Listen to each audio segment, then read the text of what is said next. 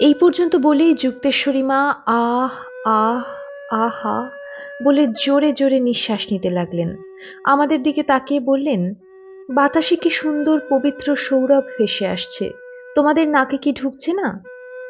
নাক উঁচু করে এদিক ওদিক নাক আমার মতো ঘুরিয়ে ফিরিয়ে দেখো, বাতাসে হোমের গন্ধ এবং বেদ ও মন্ত্রের দিব্য সুরভি ভেসে আসছে। এখানে যেসব গৃহে অগ্ন্যাধান আছে, প্রাতকালে সাগ্নিকরা এখানে যে অগ্নিহোত্রাদি ক্রিয়া করেছেন, এ তারই গন্ধ। বেদমন্ত্র যে চিন্ময়, তাই এখানকার সমগ্র পরিমণ্ডলও এই মুহূর্তে এখনো চিন্ময় আছে। মন্ত্রের তড়িৎকণা অণু পরমাণুতে মিশে গেছে। আমরা সাজোত গ্রামে প্রবেশ করেছি। সামনে যেসব বাড়িঘর দেখতে পাচ্ছ, এগুলি সবই ব্রাহ্মণদের। তোমাদেরকে বলতে ভুলে গেছি, আজ বোধ হয় ৮ই অগ্রহায়ণ, বুধবার, কৃষ্ণা চতুর্দশী তিথি। এখানে প্রতি মাসেই সিদ্ধ রুদ্রেশ্বর এবং রুদ্রকুণ্ডের সামনে প্রতি কৃষ্ণা চতুর্দশী এবং শুক্লা চতুর্দশী তিথিতে বেলা 10টার সময় হোমের অনুষ্ঠান হয়ে থাকে। আর একটু তাড়াতাড়ি হাঁটো। রঞ্জনকে জিজ্ঞাসা করলেন, কয়টা বেজেছে? রঞ্জন 9:30 বলতেই তিনি একরকম দৌড়তে দৌড়তেই এগোতে লাগলেন। মিনিট 10 পরেই আমরা পৌঁছে গেলাম সিদ্ধ রুদ্রেশ্বর মহাদেবের মন্দিরে। সামনেই বিশাল কুণ্ড, কিন্তু চারদিকে প্রায় শতাধিক নারী পুরুষ একটি কুণ্ড সংলগ্ন যজ্ঞ মণ্ডপকে ঘিরে রয়েছেন। কুণ্ডের কাছে যাওয়াই দুষ্কর হয়ে পড়ল। তাকে দেখতে পেয়েই সকলের মধ্যে হুড়োহুড়ি পড়ে গেল। সকলেই সমবেত কণ্ঠে উচ্চৈঃস্বরে আনন্দে কোলাহল করে উঠলেন, যুক্তেশ্বরী মাতাজি আ গই, জয় যুক্তেশ্বরী মাতাজি কি জয়। মা বললেন, নেহি জি নেহি জি, बोलो जय सिद्ध रुद्रेश्वर महादेव की जय। মাকে স্বাগত জানাতে যজ্ঞস্থলে সমবেত মাতৃবৃন্দ শঙ্খ ও উলুধ্বনি করতে লাগলেন এবং যজ্ঞস্থলে প্রবেশ করার জন্য সকলে ভক্তি সহকারে সরে সরে দাঁড়ালেন। আমরা সিদ্ধ রুদ্রেশ্বর মন্দিরের একধারে আমাদের গাঁঠরি ঝোলা রেখে যজ্ঞমণ্ডপ থেকে একটু দূরে সম্ভ্রমে দাঁড়িয়ে রইলাম। সিদ্ধ রুদ্রেশ্বর ও যজ্ঞকুণ্ডের মাঝখানে রুদ্রকুণ্ডের কাকচক্ষু জল টলটল করছে। সমগ্র যজ্ঞমণ্ডপ ফুলে সুসজ্জিত। 5 জন ব্রাহ্মণ তাদের সামনে এক একটি ছোট ছোট ঘট স্থাপন করে বেদ পাঠ করে চলেছেন। ধূপ ধুনার গন্ধে, পুষ্পমালার আভরণে, বেদধ্বনির গুঞ্জনে সমগ্র পরিবেশই অপূর্ব শ্রীমণ্ডিত হয়েছে। যজ্ঞকুণ্ডে হোমের জন্য থরে থরে কাঠও সজ্জিত করা হয়েছে। 7টি ঘৃত প্রদীপও জ্বালা হয়েছে। যজ্ঞকুণ্ডটিকে ঘিরে একটি সুন্দর ও সুচিত্রিত সর্বতভদ্রমণ্ডলও কাশ্মীরি শৈবাগমের অন্তর্গত সারদা তন্ত্রের নিয়মানুসারে অঙ্কিত করা হয়েছে। পূর্ব পশ্চিমে ও উত্তর দক্ষিণে দুটি দুটি রেখা দ্বারা একটি বড় চতুষ্কোণ এঁকে তার মধ্যে কতগুলি পদ্ম এবং মৎস্য পুচ্ছাকৃতি রেখা, প্রতিটি পদ্মের কর্ণিকা ও কেশর পঞ্চবর্ণের গুঁড়ি দিয়ে রঞ্জিত করা হয়েছে। পঞ্চবর্ণের গুঁড়ি অর্থাৎ হলুদ বর্ণের হরিদ্রা চূর্ণ, শুক্ল বর্ণের তণ্ডুল চূর্ণ, রক্তবর্ণের কুসুম্ভ চূর্ণ, শস্যহীন ধান পুড়িয়ে সেই কৃষ্ণবর্ণ গুঁড়ি এবং শ্যামবর্ণের বিল্বপত্র চূর্ণ দিয়ে মণ্ডিত রেখাচিত্রটির কি অপূর্ব শোভা! যুক্তেশ্বরী মা যজ্ঞমণ্ডপের সন্নিহিত হতেই তাড়াতাড়ি একটি চৌকি পেতে তার উপর একখণ্ড কৃষ্ণসার মৃগচর্ম বিছিয়ে একজন বৃদ্ধ ব্রাহ্মণ তার হাত ধরে বসালেন এবং তাকে জানালেন যে वाचस्पति जी खुद गए अग्न्याधान से अग्नि चयन के लिए, अभी यज्ञाग्नि प्रज्वलित किया जाएगा। মিনিট 3 পরেই মহাদেব মন্দিরের পিছন দিকের পল্লী হতে শঙ্খধ্বনি উঠল। শঙ্খধ্বনি এগিয়ে আসছে। একটু পরেই দেখা গেল একটি মাটির সরাতে প্রজ্বলিত অগ্নিশিখা হাতে নিয়ে সিদ্ধ রুদ্রেশ্বরের প্রধান পুরোহিত বাচস্পতিজি এগিয়ে আসছেন। তার সামনে আর একজন ব্রাহ্মণ যুবক রাস্তার উপর জল ঝাড়ি দিতে দিতে আসছেন। তিনি এসেই মাতাজিকে হেসে অভিবাদন করে অগ্নিশিখার সরাটি সামনে রেখে আচমনাদি করে যজ্ঞকুণ্ডে অগ্নি স্থাপন করার উদ্যোগ করতেই সহসা যুক্তেশ্বরী মা উঠে দাঁড়িয়ে মাইবাম মাইবাম মা অর্থাৎ এই রকম নয়, এইভাবে নয়, এই পদ্ধতিতে নয় বলেই যজ্ঞকুণ্ডের চারদিকে নাচের ভঙ্গিতে, বিনম্রভাবে নমস্কারের ভঙ্গিতে মাথা দোলাতে দোলাতে মহর্ষি বিশ্বামিত্র পুত্র মধুছন্দাদৃষ্ট ঋগ্বেদের আগ্নেয় সূক্তের অন্তর্গত প্রথম মণ্ডলের প্রথম মন্ত্রটি উচ্চারণ করতে করতে যজ্ঞ কাষ্ঠের উপর এক কষায় ঘৃত সিঞ্চন করতে থাকলেন। তার কণ্ঠে গায়ত্রী ছন্দে মন্ত্র উদ্গীত হতে থাকল। মন্ত্রের প্রতিটি শব্দ ভেঙে ভেঙে গমকে গমকে তালে তালে পরিপূর্ণ গায়ত্রী ছন্দ উচ্চারণ করে পুরোহিতের জন্য নির্দিষ্ট আসনে দাঁড়িয়ে স্থির দৃষ্টিতে সূর্যের দিকে তাকিয়ে সুদীর্ঘ বিলম্বিত শ্বাস টানলেন প্রায় ১.৫ মিনিট কাল ধরে। তারপর একই বিলম্বিত তালে নিঃশ্বাস ফেললেন ঘৃতসিক্ত যজ্ঞ কাষ্ঠের উপর। নিঃশেষিতভাবে শ্বাস ফেলেই তিনি পুনরায় সূর্যের প্রতি দৃষ্টি স্থাপন করে ঋগ্বেদেরই প্রথম মণ্ডলান্তর্গত চতুর্দশ সূক্তের কর্ণপুত্র মেধাতিথি দৃষ্ট নবম ঋক্মন্ত্রটি একই গায়ত্রী ছন্দে নিখুঁত স্বরব্যঞ্জনায় গেয়ে উঠলেন। তার মন্ত্রোচ্চারণও শেষ হলো, আর চোখের পলক ফেলতে না ফেলতে যজ্ঞকুণ্ডে দপ করে আগুন জ্বলে উঠল। আক্ষরিক অর্থেই চক্ষু বিস্ফারিত করে স্তব্ধ হয়ে দেখতে লাগলাম স্বয়ং প্রকটিত অগ্নিশিখার নর্তন লীলা। যজ্ঞকুণ্ডস্থিত প্রত্যেকটি কাঠ দেখতে দেখতে দাউ দাউ করে জ্বলে উঠল।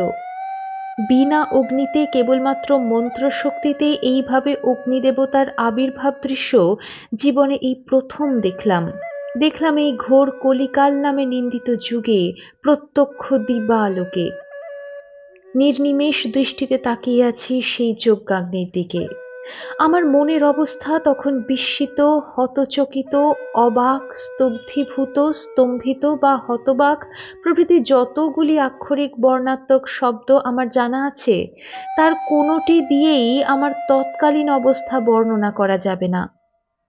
এ কি তপঃশক্তি, যোগবল, নাকি বিশুদ্ধ ছন্দে ও সুরে বেদমন্ত্র উচ্চারণের মহিমা? যাই হোক, বেদমন্ত্র যে চিন্ময়, মন্ত্রের মধ্যে নিহিত বা অনুসূত যে তড়িৎকণার বিচ্ছুরণ উচ্চারণের বিশুদ্ধিতে ঘটে, নিজের চোখে তা প্রত্যক্ষ করে বেদমন্ত্রে আজ আমার ধ্রুব আস্থা বা নিষ্ঠা জন্মালো। আনন্দে তখন বিহ্বল হয়ে পড়েছি। রঞ্জনী আমার গায়ে সতর্কতা সূচক কিঞ্চিৎ টোকা দিয়ে দেখালেন যে যুক্তেশ্বরী মা পুরোহিতকে তাঁর আসনে বসে যজ্ঞকুণ্ডে ঘৃতাহুতি দেবার নির্দেশ দিয়ে আমাদের কাছেই আসছেন। আমাদের সামনে এসে বললেন, এখন চলো, সিদ্ধ রুদ্রেশ্বরকে প্রণাম ও পূজা করে যজ্ঞাগ্নি প্রজ্বলিত থাকাকালেই রুদ্রকুণ্ডের জলে পিতৃপুরুষদের তর্পণ শেষ করবে। তার পিছনে ভাব ও বিহ্বলা কিছু ভক্তিমতী স্ত্রীলোক আসবার উপক্রম করছিলেন। তিনি হাত তুলে তাদেরকে নিরস্ত করলেন। মা মন্দিরের মধ্যে ঢুকে এক কোণে চুপ করে বসে রইলেন। রঞ্জন সিদ্ধ রুদ্রেশ্বরকে প্রণাম করে তর্পণের খাতা হাতে রুদ্রকুণ্ডের ধারে গিয়ে বসলেন তর্পণ করতে। আমি মহাদেবকে প্রণাম করে পূজা করার উদ্যোগ করছি, যুক্তেশ্বরী মা স্বগতভাবে বলে উঠলেন, স্বয়ং যিনি আবির্ভূত হন এবং যাতে হাত দিলে হাত পুড়ে যাবার মতো তাপ লাগে, তিনি হলেন স্বয়ংভূলিঙ্গ। এই কটা কথা বলে তিনি চোখ বন্ধ করলেন। মন্দিরের মধ্যে কস্তুরীর উগ্র গন্ধ, বড়ই মনোমুগ্ধকর। এই গন্ধ স্বয়ং এই বিগ্রহের না যুক্তেশ্বরী মায়ের স্বাভাবিক গাত্রসৌরভ তা বুঝে উঠতে পারলাম না। আমি সিদ্ধ রুদ্রেশ্বরের পূজায় মন দিলাম। পূজা সেরে অপাঙ্গে দৃষ্টিপাত করে দেখলাম মায়ের তখন ধ্যান ও নিমীলিত দৃষ্টি। আমি ধীরে ধীরে মন্দির হতে নিষ্ক্রান্ত হয়ে কুণ্ডের তটে এলাম তর্পণ করতে। যজ্ঞমণ্ডপের দিকে তাকিয়ে দেখি লোকে লোকারণ্য। প্রথম যখন আসি তখন লোক ছিল শতাধিক, এখন দেখছি সহস্রাধিক। কিন্তু সবাই ভক্তিভরে নিঃশব্দে দাঁড়িয়ে আছেন। বাচস্পতিজির কণ্ঠে উচ্চারিত মন্ত্রে ধ্বনিত হচ্ছে, ওম বিশ্বানি দেব সবিতর দুরিতানি পরাসুব यद्भद्रं तन्न आसुव ओं अग्नये स्वाहा ओं सूर्याय स्वाहा ओं सिद्धरुद्रेश्वराय स्वाहा। আমি পিতৃপুরুষদের তর্পণ যখন শেষ করলাম তখন পুরোহিতজির আহ্বানে সমবেতভাবে সকলে ওং আগ্নেয় স্বাহা মন্ত্রে আহুতি দিতে আরম্ভ করেছেন। অন্তে পূর্ণাহুতি দেওয়াও শেষ হলো। পূর্ণাহুতির পরেই দলে দলে যজ্ঞ মণ্ডপ হতে ভক্তবৃন্দরা আসতে লাগলেন যুক্তেশ্বরী মাতাজিকে শ্রদ্ধা নিবেদনের জন্য। সর্বপ্রথম তাকে প্রণাম করলেন বাচস্পতিজি। তাকে মা স্বস্তি বাচন করতে গিয়ে বললেন, শতং জীবতু। আপনার চতুষ্পাঠীতেই যেসব ছাত্র বেদাভ্যাস করে, আমি লক্ষ্য করেছি তারা আপনার শিক্ষা নৈপুণ্যে বিশুদ্ধ স্বরবিন্যাসে বেদ মন্ত্রোচ্চারণে যথেষ্ট যোগ্যতার পরিচয় দিয়ে থাকে। বেদমন্ত্র শুদ্ধ ও সঠিকভাবে উচ্চারিত না হলে সিদ্ধিলাভ সুদূর পরাহত। বাচস্পতিজি বিনয়ের সঙ্গে গদগদ হয়ে বললেন, আজ আপনি আগ্নেয় সূক্তের নবম ঋকটি উচ্চারণ করে বেদমন্ত্রের মহিমা ও চিন্ময়ত্ব দেখালেন। সারা জীবন বেদোধ্যায়ন ও বেদচর্চায় নিরত থেকেও এ জিনিস কখনো দেখিনি। মা নর্মদা বেদময়ী, কিন্তু দুঃখের কথা প্রতি বৎসর শত শত পরিক্রমাবাসী এখানে পরিক্রমার পথে এসে থাকেন। আমরা সাজতবাসীরা চিরকালই পরিক্রমাবাসীদেরকে শ্রদ্ধা ভক্তি করি, সাধ্যমতো তাঁদের সেবা করি, চাতুর্মাস্যকালে তাঁদের ব্রত উদযাপনেও সাহায্য করি, কিন্তু তাঁদের মধ্যে দু চারজন ছাড়া কাউকেই বেদাধ্যায়ী দেখি না। সিদ্ধ মহাত্মা নামে নর্মদা তটবাসী যেসব সাধুর প্রসিদ্ধি আছে, তাঁদের মধ্যেও বেদজ্ঞের বড়ই অভাব ঘটেছে। আজ আপনার দ্বারা যেভাবে বেদমন্ত্রের মহিমা বাস্তবে রূপায়িত হতে দেখলাম, তা আমাদের সাজতবাসী ব্রাহ্মণদের স্মৃতিতে চিরকাল অক্ষয় হয়ে থাকবে। মা, প্রতি বৎসর অন্তত একটি বারের জন্য আপনার পদার্পণের প্রার্থনা আমরা জানিয়ে রাখলাম। তিনি উঠে পড়তেই যুক্তেশ্বরী মা মন্দির দ্বারে দাঁড়িয়েই সকলের উদ্দেশ্যে শিবামস্তু শিবামস্তু জানাতে থাকলেন। বেলা 2টা নাগাদ মন্দির প্রাঙ্গণ হতে সবাই চলে যেতেই দেখলাম পবিত্র পট্টবস্ত্রে ঢেকে বাচস্পতিজি এবং তার ধর্মপত্নী আমাদের দুজনের জন্য ভিক্ষা নিয়ে উপস্থিত হলেন। মায়ের ইঙ্গিতে আমরা রুদ্রকুণ্ডের উত্তর দিকে একটি মণ্ডপ গৃহে গেলাম। এই মণ্ডপটি দেখে আমার উত্তর তটের ডিন্ডিমেশ্বর মহাদেবের মন্দিরের মণ্ডপ গৃহের কথা মনে পড়ল। রুটি এবং পরমান্ন আমাদেরকে আদর যত্ন করে খাইয়ে ব্রাহ্মণ দম্পতি ফিরে গেলেন তাদের নিজেদের গৃহে। আমরা উঁকি মেরে যুক্তেশ্বরী মাকে কোথাও দেখতে পেলাম না। শিব মন্দিরের দরজা খোলা দেখে বুঝলাম তিনি সেখানেই আছেন। আমরা দুজনে নিজেদের গাঁঠরি ঝোলা এনে মণ্ডপ গৃহেই আসন পাতলাম। শোয়া মাত্রই রঞ্জনের ঘুম এসে গেল। আমার চোখে ঘুম এলো না। আজ যে মন্ত্রোচ্চারণেই যজ্ঞকুণ্ডে আগুন জ্বলতে দেখলাম, আজব বলে মনে হলেও সেই বিস্ময়কর প্রত্যক্ষ ঘটনার কথাই শুয়ে শুয়ে চিন্তা করছি, এমন সময় যুক্তেশ্বরী মা সেখানে এসে উপস্থিত হলেন। আমি ধরফর করে উঠে দাঁড়ালাম। তিনি সেই মণ্ডপগৃহের পাথরের ঠান্ডা মেঝেতে বসবার উপক্রম করতেই আমি তাড়াতাড়ি আমার জপের আসনটি পেতে দিলাম। তিনি বললেন, নিজের জপের আসন কাউকে স্পর্শ করতে দিতে নাই। আমি বললাম, তা হোক, আপনি এতেই বসুন। আপনার পাদস্পর্শে আমার জপের আসন শক্তিপুত হয়ে উঠবে। আমার কথা শুনে তিনি খিলখিল করে হেসে উঠলেন। তার পবিত্র মুখমণ্ডলে শুভ্র দন্তপঙ্ক্তি মুক্তোর মতো ঝকঝক করে উঠল। এর কত বয়স অনুমান করতে পারছি না, এখনো দাঁত অক্ষত রয়েছে। এ কথা আমার মনে উদয় হওয়া মাত্রই তিনি হাসি মুখেই আমাকে প্রশ্ন করলেন, কায়কল্পধারী কোনো মহাপুরুষকে জীবনে দেখেছ কি? কায়কল্প সম্বন্ধে কিছু শুনেছ কি? আমি বললাম, পরিক্রমা করতে করতে আমি গত বৎসর ধাবড়িকুণ্ডে চাতুর্মাস্য করতে গিয়েছিলাম। সেখানে মহাত্মা একলিঙ্গ স্বামীর আশ্রমেই ছিলাম। তার একাধিক শিষ্যের মুখে শুনেছিলাম যে তিনি কায়কল্প করে 300-400 বৎসর ধরে নিজের শরীরকে যৌবনদীপ্ত রেখেছেন। কিভাবে যে কায়কল্প করে দেহকে জরামুক্ত রাখা যায় সে সম্বন্ধে আমার জানা নাই। মাতাজি বললেন, হ্যাঁ হ্যাঁ, একলিঙ্গ স্বামীকে আমি চিনি। যোগীরা নানা রকম জটিল ও রহস্যময় পদ্ধতিতে নানা কঠোর নিয়ম পালন করে যৌগিক পদ্ধতিতে কায়কল্প করে থাকেন।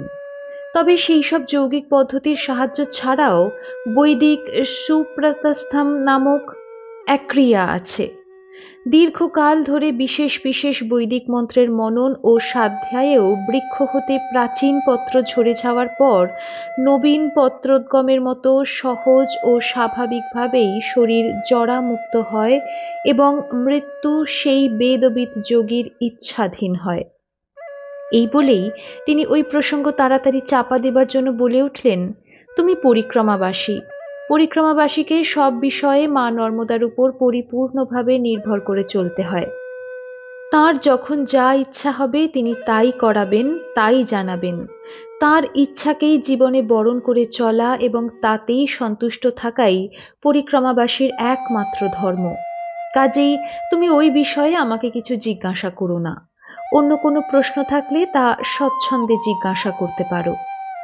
তার আশ্বাস পেয়ে তাকে প্রশ্ন করলাম, আজ এখানকার যজ্ঞস্থলিতে যে বেদ মন্ত্রটি উচ্চারণ করতেই বিনা অগ্নি সংযোগেই শতই অগ্নিদেব প্রকটীভূত হলেন, সেই মন্ত্রটির মোটামুটি শব্দার্থ আমি জানি। আজ তোমার দ্বারা যে অবিস্মরণীয় ঘটনার বাস্তব রূপ প্রত্যক্ষ করলাম, তা আমার স্মৃতিপটে অক্ষয় হয়ে থাকবে। মন্ত্রের স্থূল শব্দার্থ জানতে চাচ্ছি না, আমি জানতে চাচ্ছি ওই মন্ত্রের অন্তর্নিহিত ব্যঞ্জনাটি কি। তুমি দয়া করে আমাকে জানালে কৃতার্থ হব। 1 মিনিট চুপ করে থেকে যুক্তেশ্বরী মা বলতে লাগলেন, দেখো বাবা, বেদ এমনই এক অলৌকিক বস্তু যে যিনি যে দৃষ্টিতে দর্শন করবেন, বেদমন্ত্র তাঁর কাছে সেইভাবেই প্রতিভাত হবে। বেদমন্ত্রের মধ্যে আস্তিক একরকম অর্থ খুঁজে পাবেন, নাস্তিক অন্য এক অর্থ পাবেন। বর্ণাশ্রম ধর্মাবলম্বী বেদমন্ত্রের মধ্যে যে সামগ্রী দেখবেন, তদিতর ধর্মাবলম্বী তার মধ্যে বিপরীত সামগ্রী দর্শন করবেন। বেদের এইটাই বিশেষত্ব।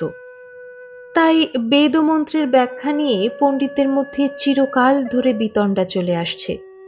তবে একটি বিষয়ে দৃঢ় লক্ষ্য রেখে বেদমার্গে অগ্রসর হতে পারলে মন্ত্রের সত্যার্থ ধরতে পারা যায়। সেই লক্ষ্যটি হল পূর্বাপর অর্থের সামঞ্জস্য বজায় রেখে অর্থ অনুধাবনের চেষ্টা।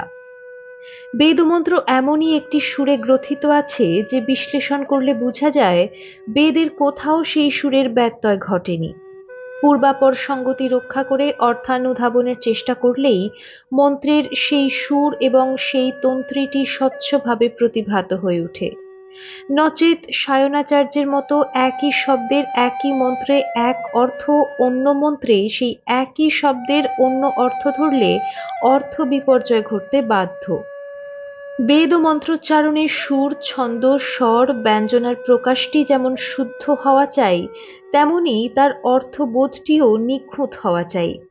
তাহলেই পরম পদার্থের সন্ধান পাওয়া যায় এবং মন্ত্রকে জীবন্ত করে তোলা সম্ভব হয়। এই জন্যই অধিকারী অনুসারে সাধনার তারতম্যক্রমে বেদের অর্থ যেমন ভিন্ন রূপ হয়, মন্ত্রকেও অনেক সময় নির্জীব কেবল শব্দ সমষ্টি বলে মনে হয়। এই জন্যই অনধিকারীর পক্ষে বেদ আলোচনা নিষিদ্ধ আছে। পাছে ভ্রান্ত মতের অনুসরণে মানুষ বিপর্যস্ত হয়, তাই এই নিষেধ আদেশ। নচেৎ বেদ পরম সাম্যভাবে পরিপূর্ণ, বেদ সকলেরই অক্ষয় জ্ঞান ও মোক্ষ লাভের ভাণ্ডার। সে যাই হোক, তুমি আজ যজ্ঞস্থলিতে উচ্চারিত মন্ত্রের অন্তর্নিহিত ব্যঞ্জনাটি জানতে চেয়েছ, এখন সেই প্রসঙ্গের আলোচনা করা যাক। মনে রাখবে, তুমি শব্দার্থ জানতে চাওনি, তুমি জানতে চেয়েছ ওই বিশেষ মন্ত্রটির অন্তর্নিহিত ব্যঞ্জনা। মন্ত্রটির অন্তর্নিহিত ব্যঞ্জনা রয়েছে আলোচ্য মন্ত্রের সূর্যস্য রোচনাৎ শব্দটিতে। সূর্যস্য রোচনাৎ অর্থাৎ সূর্যমণ্ডলাৎ সর্বব্যাপকত্বাৎ।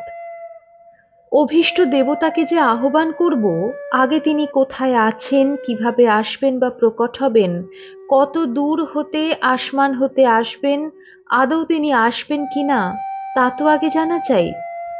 বেদমাতাই তার সংকেত দিয়েছেন। তার মন্ত্রের মধ্যেই সূর্যস্য রোচনাৎ বাক্যে দেবগণ কোথায় কিভাবে বিদ্যমান আছেন তার আভাস দিয়েছেন। সূর্যরশ্মি যেমন পৃথিবীর সর্বত্র দৃশ্যাদৃশ্যভাবে ওতপ্রোতভাবে সঞ্চারিত রয়েছে, মন্ত্র এখানে স্পষ্টভাবে জানিয়ে দিচ্ছে যে শুদ্ধ সত্যস্বরূপ দেবগণও সেই রকম শুদ্ধ সত্য ভাবের মধ্যে অনুপরমাণুক্রমে প্রবিষ্ট হয়ে রয়েছেন। যেখানেই শুদ্ধ সত্য ভাবের সঞ্চার হবে সেখানেই তাদের বিদ্যমানতা উপলব্ধি করা যাবে। কেমন জীবন্ত আশ্বাস আর জ্বলন্ত প্রত্যয়ের কথা দেখো। মন্ত্র বলে দিচ্ছে রশ্মির মধ্যেই দেবতারা আছেন, জ্যোতির মধ্যেই তারা আছেন, জ্ঞানের মধ্যেই তারা আছেন। ঋকে তাই অগ্নিদেবের নিকট প্রার্থনা করা হয়েছে, হে দেব, আপনি মেধাবী, আপনি প্রজ্ঞা সম্পন্ন, আমাদের অবস্থা ও যোগ্যতা তো আপনার অবিদিত নাই, আমাদের অন্তরের ভাবও আপনি সম্পূর্ণরূপে পরিজ্ঞাত আছেন। অতএব যে রকম ভাবে আমাদেরকে কর্মে প্রবৃত্ত করালে আমাদের অভীষ্ট সিদ্ধ হয়, আপনার আগমন সম্ভব হয়, আমাদের শ্রেয় সাধিত হয়, আপনি সেই মতোই ব্যবস্থা করুন। আপনি নিজেই যোগ্য সম্পাদক, আমাদের যজ্ঞ নিজেই সুসম্পন্ন করে দিন। আমাদের হৃদয় অজ্ঞান অন্ধকারে আচ্ছন্ন বটে, কিন্তু আপনি যে উদিত হয়ে অজ্ঞান অন্ধকার দূর করে দিতে পারেন। তাই প্রার্থনা করি তাই প্রার্থনা করি যে রকম দেব ভাবে আমাদের হৃদয় পূর্ণ হলে আপনার প্রকট হওয়া সম্ভব হয়, এই পবিত্র মন্ত্রোচ্চারণের সঙ্গে সঙ্গে আপনি আমাদের মধ্যে সেইভাবে দেব ভাবের সঞ্চার করুন। আপনি এবং অন্যান্য সকল দেবতাই যখন সর্বব্যাপকত্বাৎ সর্বত্র পরিব্যাপ্ত সূর্যরশ্মির মতো সর্বত্র বিশ্বের অণু পরমাণুতে বিচরণ করছেন, তখন আমরা কেন আপনার সান্নিধ্য হতে বঞ্চিত থাকি? আপনি একটু কৃপা করলেই, একটু জ্ঞানের সঞ্চার করে দিলেই তো আপনাকে তথা সমস্ত দেবতাকেই তো প্রত্যক্ষ করতে পারি। আপনি দয়া করে জ্ঞান দৃষ্টি দান করুন, আমাদের নিকট প্রত্যক্ষীভূত হউন। প্রভু ওঙ্কারেশ্বরের দয়ায় বেদমন্ত্রের চিন্ময়ত্বে এবং সূর্যরশ্মিবৎ সর্বত্র দেবতাদের বিদ্যমানতায় আমার জ্বলন্ত ধ্রুব নিষ্ঠা গড়ে উঠেছে বলে আমি নিজের প্রাণ রশ্মির সাহায্যে সবিত্রীমণ্ডল মধ্যবর্তী মূল রশ্মিকে আকর্ষণ করতেই মূলত এই বেদমন্ত্রের প্রভাবেই অগ্নিদেব প্রকট হয়ে গেলেন, যজ্ঞকুণ্ডে তার আবির্ভাব ঘটে গেল। এতে আমার কোনো বাহাদুরি নাই, এর মূলে রয়েছে বেদমন্ত্রের চিন্ময়ত্ব। আমি কোনো বৈষ্ণবীয় দৈন্য প্রকাশ করছি না, যা প্রকৃত ঘটনা তাই তোমাকে বলছি। এ কথাটি তো তুমি বুঝো যে দেবতারা তোমার আমার মতো দেহধারী নন, অশরীরী শুদ্ধ সত্যরূপে তাঁরা বিশ্বের সর্বত্র ওতপ্রোতভাবে বিদ্যমান আছেন। তেজ রূপে, বায়ু রূপে, অপরূপে, সত্যরূপে, সৎস্বরূপে তাঁদের অস্তিত্ব বিশ্ব ব্রহ্মাণ্ড ব্যাপে নিয়ত বর্তমান। তোমার প্রাণ যেভাবে তাকে পেতে চাইবে সেই ভাবের সূক্ষ্ম সত্য চিৎকণারূপে পরমাণু রূপে এসে তোমার সঙ্গে মিলিত হবেন। একটি স্থূল উদাহরণ দিচ্ছি। একটি গাছ লাগাতে বা ফুল ফোটাতে চাইলে সেই গাছ বা তার ফলের বীজটিকে তুমি যখন মৃত্তিকার অভ্যন্তরে রোপণ করো, তখন তাকে মুকুলিত, মঞ্জুরিত ও পল্লবিত করার জন্য কে তাকে এসে সহায়তা করে? ঝড় বৃষ্টি রৌদ্র তখন আর তোমার আহ্বানের অপেক্ষা রাখে না, তারা আপনা হতেই এসে তখন বীজটিকে পুষ্টি ও নবজীবন দান করে থাকে। কেউ স্থূল চোখে দেখতে পায় না, কারো দেখবারও অপেক্ষায় থাকে না, এমনই ভাবে তার পুষ্টি বৃদ্ধি ইত্যাদি সব কাজই নিষ্পন্ন হয়ে যায়। বৈদিক যজ্ঞাদি কর্মের সঙ্গে দেবগণের সম্বন্ধ সম্পর্কেও এইরকম একই ভাব বুঝে নিতে হয়। তোমার বীজ বপন রূপ কর্ম আরম্ভ হলে, অর্থাৎ তোমার দেহ মন প্রাণ এক হলে ও তপস্যামুখী হলেই তখন একে একে সমস্ত দেবতা তাদের সূক্ষ্ম সত্য ভাব বিভূতি তোমার সকল রকম সদ্বৃত্তি সদ্ভাবের মধ্য দিয়ে তোমার নিকট প্রকট হয়ে পড়বেন। দেবতার অধিষ্ঠান, দেবতার আবির্ভাব, দেবতার আগমন একেই বলা হয়। হৃদয়ে দেবভাবের বিকাশই সেই দেবাধিষ্ঠান। মন্ত্রশক্তি ও তপশক্তি এ বিষয়কে ত্বরান্বিত করে মাত্র। মায়ের কথা শেষ হতে না হতেই মন্দিরে ঢং ঢং করে শব্দ হলো। মা বললেন, সিদ্ধরুদ্রেশ্বরের আরতি হবে, সন্ধ্যা হয়ে গেছে, বোধহয় বাচস্পতিজি মন্দিরে পৌঁছে গেছেন, চলো আরতি দেখি গে। বলেই তিনি মন্দিরের দিকে যেতে লাগলেন। আমি রঞ্জনকে জাগাবার জন্য ডাকতে লাগলাম, উঠে পড়ুন, কি ঘুম বাবা, সেই দুপুর থেকে ঘুমাচ্ছেন, সন্ধ্যা হয়ে গেছে। কিন্তু আমার ডাক তাঁর কানে পৌঁছালো বলে তো মনে হলো না। তিনি পাশ ফিরে অন্ধকারের মধ্যেই অকাতরে ঘুমাতে লাগলেন। আমি 2-3 বার তাকে ধাক্কাও দিলাম, কিন্তু তার জাগবার কোনো লক্ষণ দেখলাম না। অগত্যা একাই আমি মন্দিরে গিয়ে দাঁড়ালাম। আরতি শুরু হয়ে গেছে। মা একেবারে মন্দিরের মধ্যে ঢুকে চুপ করে বসে আছেন চোখ বন্ধ করে। প্রায় 20-25 জন শিক্ষাসূত্রধারী ব্রাহ্মণ ও ব্রাহ্মণী, কেউ শিঙা, কেউ ডমরু, কেউ বা ঢোলক ইত্যাদি বাজাচ্ছেন।